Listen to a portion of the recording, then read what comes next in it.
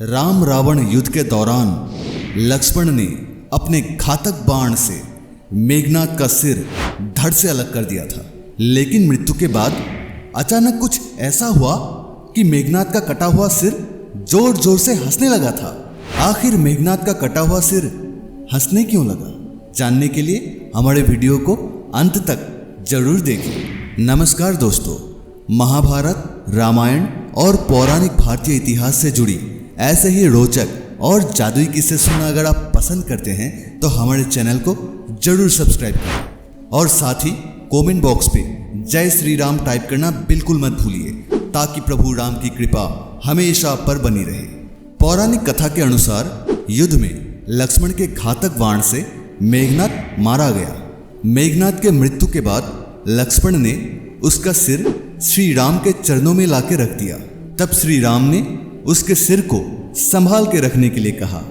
दरअसल प्रभु राम चाहते थे कि मेघनाद की मृत्यु की सूचना उसकी पत्नी सुलोचना को मिल जाए। इसीलिए प्रभु राम ने मेघनाद के एक भुजा को अपने बाण के द्वारा उसके महल पहुंचा दिया।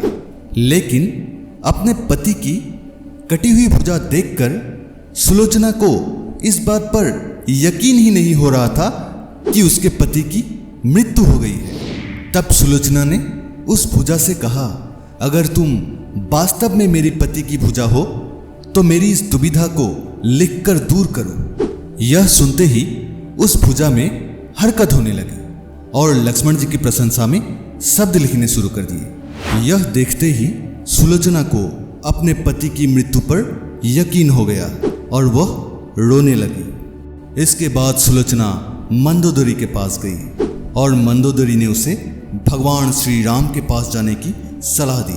तब सुलोचना प्रभु राम के पास पहुंची। सुलोचना ने प्रभु राम से कहा, हे राम, मैं आपकी चरण में आई हूं, कृपया मेरे पति का सिर लौटा दे ताकि मैं सती बन सकूं।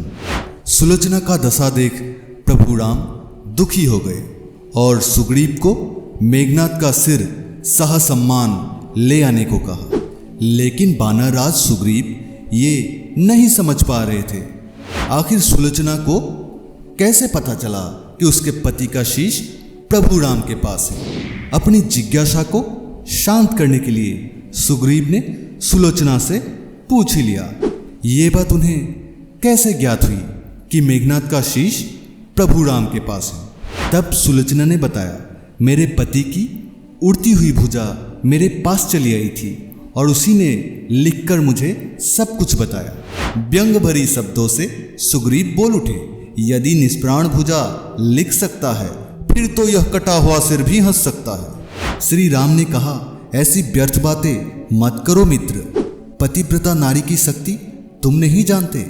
यदि वो चाहे तो ये कटा हुआ सिर भी हंस सकता है। तभी सुलोचना ने कहा, यदि मैं मन, वचन और कर्म से अपने पति को देवता मानती हूं तो मेरे पति का यह निर्जीव मस्तक अभी हंस उठेगा। सुलोचना का कथन पूरी भी नहीं हुई थी, मेघनाद का कटा सिर जोरों से हंसने लगा और यह दृश्य देख सभी दंग रह गए। सभी ने पतिव्रता सुलोचना को प्रणाम किया और पतिव्रता की शक्ति से परिचित हो गए। इसके बाद सुलोचना अपने पति का सिर लेकर वापस लंका चली गई। लंका में समुद्र के किनारे एक चंदन की चिता तैयार की गई। अपने पति का शीश गोद में लेकर सुलोचना चिता पर बैठी और धधकती हुई अग्नि में कुछ ही क्षणों में सती हो गई। दोस्तों, अगर आपको हमारा वीडियो अच्छा लगा तो इसे लाइक, शेयर और चैनल को सब्सक्राइब करना बिल्कुल मत भूलिए। मिलते हैं अगली बार एक और खास वीडियो के साथ। तब तक के लिए देखते रहिए जादुई किस्से।